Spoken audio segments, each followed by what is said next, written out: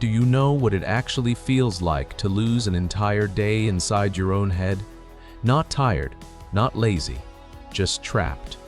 Thinking the same thought from 30 different angles, arriving at the same dead end every single time.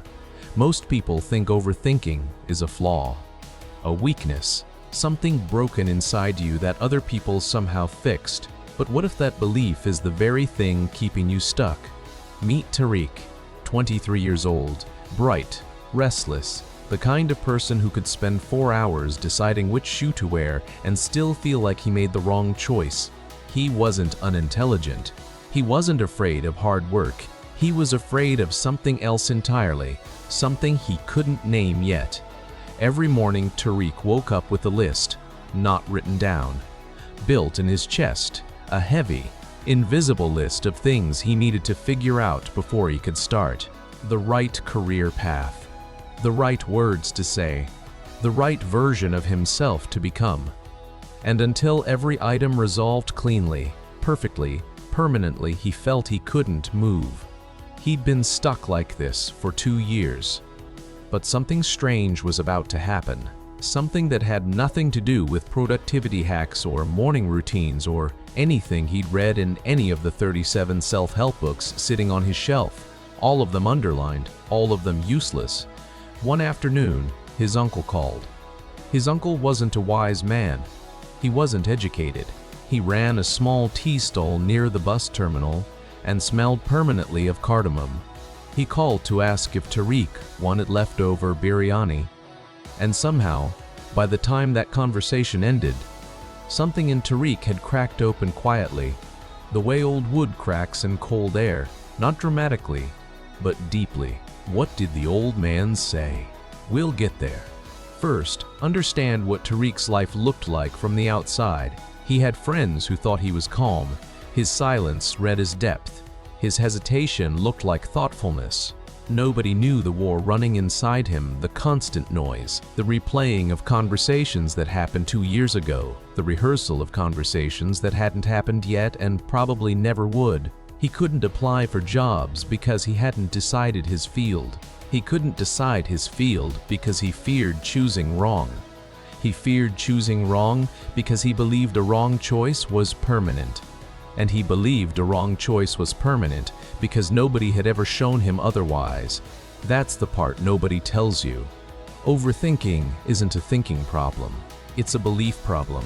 Specifically, one belief running quietly beneath everything else, that you are made of glass, that one wrong move shatters you forever, that unlike other people, unlike stronger people, you cannot survive being wrong. Tariq had held that belief so long it had become invisible to him. It didn't feel like a belief, it felt like the truth. The uncle called on a Thursday. Tariq almost didn't pick up. He was in the middle of his 4th hour trying to write a single email and inquiry to a company he admired. One email. He'd written it 11 times. Each version felt wrong, too eager, too casual, too formal, too long, too short. The email sat in his drafts folder with 11 different versions, and he sat on his bed, phone ringing, choosing to pick up because anything felt better than the 11th revision. Beta, his uncle said, the Urdu word for sun, the word that sounds like a hand on a shoulder. I saw something today, by the road. You want to hear? Tariq said fine. The uncle told him about a donkey carrying 2 sacks of grain down a narrow path. 1 sack on each side. The path curved, and 1 sack slipped, leaned heavy to the left. The donkey slowed, adjusted its body, took 4 steps sideways, and then, without drama, continued walking. It didn't stop to think about the weight, the uncle said. It moved, and the weight adjusted. Tariq was quiet for a moment. Uncle, you called me to tell me about a donkey. I called you to tell you about the weight. And then his uncle asked for nothing, said goodbye, went back to his tea stall. Tariq sat with the phone in his hand for a long time afterward. Here's what you need to understand about that moment, not what the uncle said, but what it broke open. Because the uncle didn't give Tariq a solution, he didn't hand him a framework or a philosophy. He just pointed at something real. Something physical, something Tariq could see behind his eyes. A donkey. A lean. A correction. Movement continuing anyway. And for the first time in 2 years, Tariq felt something loosen in his chest. Not relief, not clarity. Something more uncomfortable than both. Because what he felt was the terrifying possibility that movement might actually be possible without clarity arriving first. 3 days passed. Then something happened that Tariq didn't expect. He sent the email. Not the perfect version. Not the one he'd worked on longest. He opened version number 7, which was decent, which was not embarrassing, which was not perfect. And he pressed send before he could think about it. His hands were shaking. He walked to the kitchen, made tea, came back and closed the laptop. And then he sat with the silence of having done something imperfect and not being shattered by it yet. The reply came 6 days later.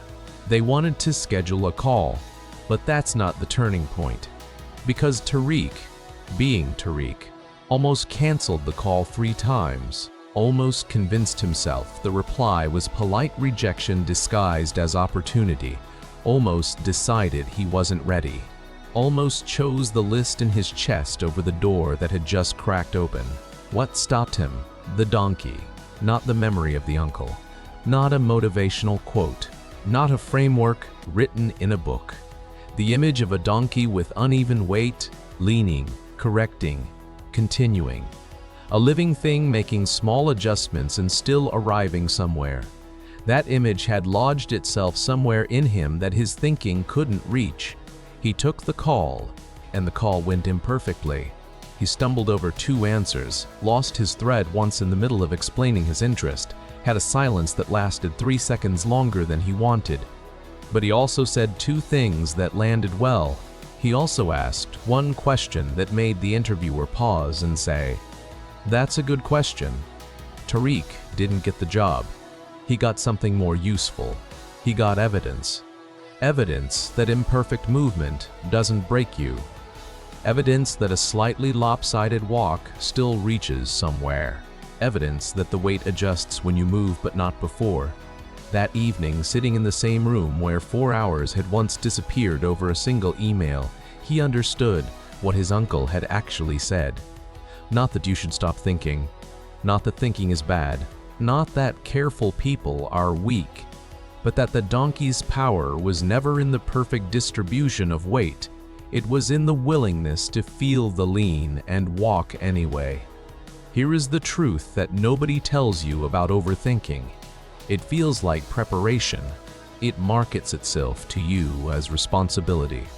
It whispers, "I'm just being careful. I'm just being thorough. I'm protecting you from failure." And in small doses, that voice is correct. But the version of that voice that keeps you circling the same thought at 2 a.m., that version isn't protecting you. That version is a donkey that has stopped walking. A donkey standing still on a narrow path, so focused on the perfect distribution of weight that it has forgotten the whole point of carrying anything is to arrive somewhere. The weight doesn't balance before you walk. The weight balances as you walk. Read that again slowly. The weight balances as you walk. Every small decision Tariq had been waiting to perfect: the career, the email, the words, the version of himself. They weren't questions he could answer by thinking harder. They were questions the road would answer for him. But only if he moved. Tariq started moving. Not perfectly, not confidently. He took a contract job that wasn't his dream. He wrote proposals that got rejected. He had conversations that ended awkwardly. He showed up with one sack heavier than the other, again and again, and he felt the lean and he adjusted, and he continued. Months passed, and something strange happened that he hadn't predicted. The thinking didn't stop. The analysis didn't disappear, but it changed shape. Instead of living in the future-perfect future, terrible future, either one frozen and unreal, the thinking started living in the present. Smaller thoughts. What do I do next? Not, what if I never get anywhere? Just, what do I do next? The list in his chest got lighter, not because the answers arrived, because he stopped waiting for them. Maybe you recognize something in Tariq, not the exact circumstances, the tea stall uncle, the biryani that started this, but the feeling underneath it, the feeling of being more intelligent than your situation, but somehow more paralyzed too, of watching people with less awareness move faster, of wondering if there's something wrong with you specifically, some wiring problem, some flaw that everyone else secretly doesn't have. There isn't. What you have is weight. Everyone has weight. The person who appears decisive, who appears unbothered by uncertainty, they don't have lighter weight. They've just learned what the donkey knows. You don't balance it standing still. You balance it moving. And here's the part where I want to say something honest.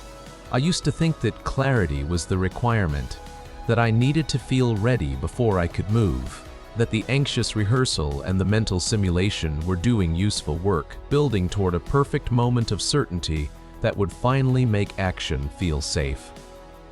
I spent years in that logic, years that moved the way time moves in a room with no windows forward, technically, but without light or direction. The first time I moved without clarity, my hands shook. The second time, they shook less. By the 100th time, I realized the shaking wasn't fear of the wrong choice. It was just the feeling of weight shifting as I walked. You don't have to be ready. You don't have to be certain. You don't have to have the perfect version prepared before you send it into the world. You just have to feel the lean and walk anyway. The weight will adjust. Not before, as. That distinction, the tiny distance between before and as, that is the whole thing. That is what nobody tells you. That is the truth that Tariq's uncle communicated through a donkey on a road, without knowing he was communicating anything important at all. You already know what you need to do. You've known for a while. Not the perfect version, not the guaranteed version. The imperfect, slightly lopsided, probably going to need adjusting version. And it has been waiting in your drafts folder, or in the back of your mind, or in the tension in your chest every morning when the list assembles itself again. Feel the lean. Walk anyway. If this found something real in you, if something in here landed close, there's another story on this channel that goes even deeper into why we carry weight that isn't ours to begin with. Go find it. Watch it when you're ready, or watch it before you're ready. Either way, you'll know when it speaks to you.